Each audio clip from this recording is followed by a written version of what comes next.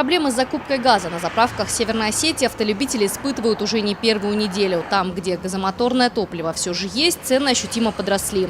В Министерстве строительства, энергетики и ЖКХ республики объяснили, основная причина – сезонный фактор. В августе большинство заводов по производству газа приостанавливают свою деятельность из-за профилактических работ. По информации оптовых поставщиков, на сегодняшний день в Северной Осетии стоимость 1 литра за газ – 19 рублей 80 копеек. Однако, как показывает практика, на некоторых заправках цена выше на несколько рублей. Предприятия, которые испытывают финансовые затруднения, и вовсе отказались от закупок топлива. Возможно следующее развитие событий.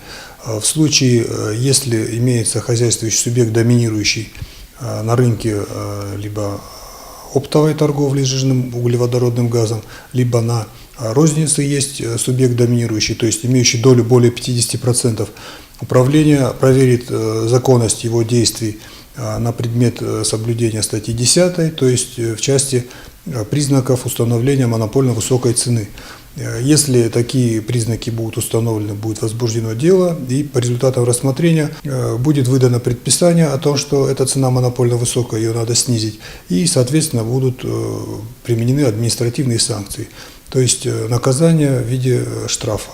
В России цены на топливо нерегулируемые. Уровень розничной торговли определяется юридическими лицами и индивидуальными предпринимателями с учетом спроса и предложения на рынке. Правительство Северной Осетии занимается мониторингом цен на газ. Сейчас готовится обращение в антимонопольную службу. Специалисты должны определить обоснованность роста цен на газомоторное топливо. Елена Черенкова, Евгений Маркин, Осетия ТВ.